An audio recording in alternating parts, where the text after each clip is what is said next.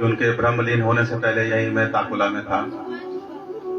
तो उन्होंने बता दिया था कि वही अब मेरे सारे कार्य पूरे हो चुके हैं और अब मुझे जाना भी है। तो वही जैसे मैं अभी थोड़ी देर पहले कह रहा था, तो ऐसा लगा जैसे जमीन खिसक गई हो। मैंने कहा अभी तो हमने कुछ भी नहीं सीखा आपसे और आप जाने की बात कर रहे हैं। बोले नहीं लल्ला, काफी कुछ तो सिखा दिया, काफी कुछ तुमने भी सीखा साथ रहते। तो हमने वही एक शब्द ही बोला जो मैंने थोड़ी देर पहले कहा कि अभी कुछ भी नहीं सीखा। क्योंकि गुरु जब तक है पृथ्वी पर, गुरु जब तक आपके पास है, तो आप हमेशा स्टूडेंट हैं, हमेशा शिष्य हैं। आप ये नहीं कह सकते कि मैंने सब कुछ जानता। और यही सबसे बड़ा ज्ञान है कि जब तक सीखने की ललक बनी रहेगी तो कभी भी अहंकार नहीं आएगा। जिस दिन ये जान लिया कि हमने सब कुछ सीख लिया तो अहंकार हावी हो जाए। तो ऐसे गुरुवर थे, बहुत सारी विशेषताएं थी, अनंत गुण थे। और इस कलयुग के हिसाब से जो ये हमारा युग चल रहा है, जिसमें धर्म बहुत कम पालित हो रहा है, बहुत कम पालन कर रहे हैं लोग, उसमें कैसे अपने को हम एडजस्ट करें, कैसे सामंजस्य बैठाएं कि प्रारब्ध के अनुसार मिले हुए जो कष्ट हैं, जो दुख हैं, जो हमने अपने कर्मानुसार भोगे हैं, उनमें भी हम विचलित ना हो। क्योंकि भगवान का विधान भी है कि कर्म का फल भी भोगना पड़ता है, लेकिन विचलित ना हो। और भगवान कैसे भी कोई ना कोई रास्ता निकाल के, ये उनकी दया है कि वो नैया पार लगा देता।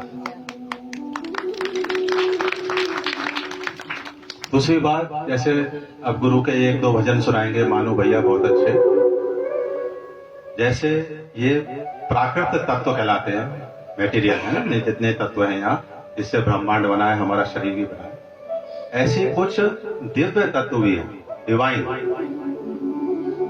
उनमें क्या आता है? गुरु तत्व। सबसे वो तत्व है वो जिसमें भी प्रवेश कर जाएगा ईश्वर की इच्छा अनुसार, वो ही सच्चा संदेश वाहक हो जाएगा ईश्वर का।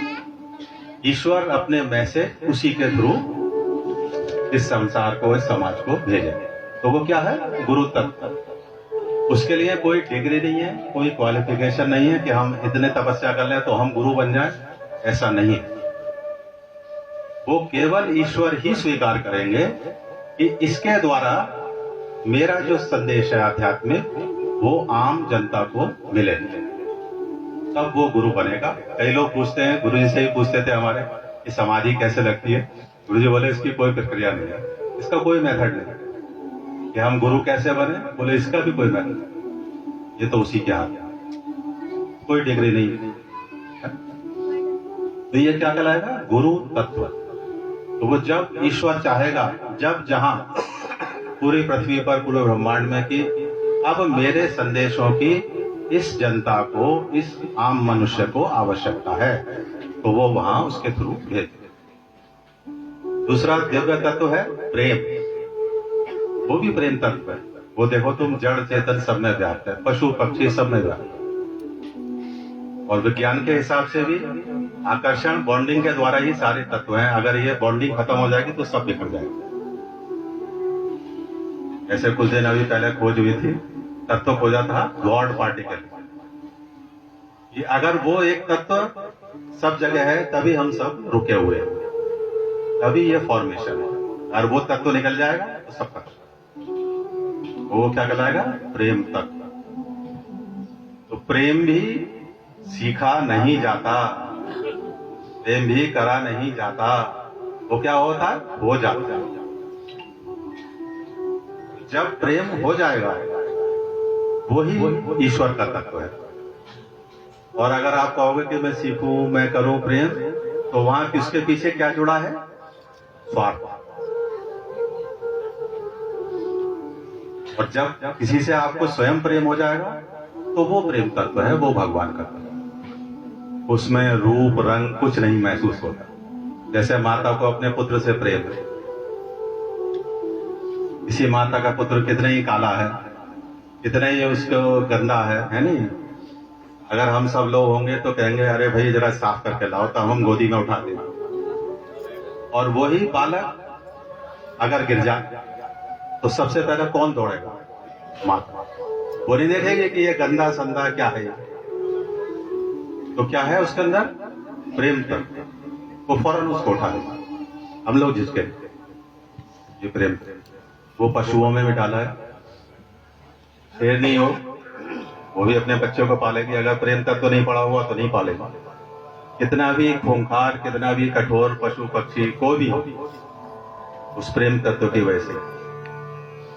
तीसरा तत्व है भक्ति। भक्ति, अब भक्ति भी नहीं करी जाती। कोई पूछे मुझसे कि लाओ भक्ति बताओ, हम भक्ति करें, भक्ति भी नहीं की जाती। जब अनेकों साधन करते करते करते करते हम पहुंच जाएंगे आगे, तो भक्ति स्वयं पैदा होगा। और भक्ति क्या होती है? निस्वार्थ, कोई स्वार्थ नहीं उसमें, ना इस लोक का ना परलोक। संस्कृत में कहा गया है कि ऐसे जो भक्त होते हैं उनके लिए लिखा है कि इंद्रो भी रंकवत भाति। जो इंद्र सारे देवताओं का स्वामी है, राजा है, सारे सुख ऐश्वर्य है, यहाँ के तो कुछ भी नहीं है, वो भी उसको कैसा लगता है? रंक के समान। रंक के समान क्यों लगता है? क्योंकि जो भी उसके पास ऐश्वर्य है वो सब नाशवान है, नष्ट हो जाएगा।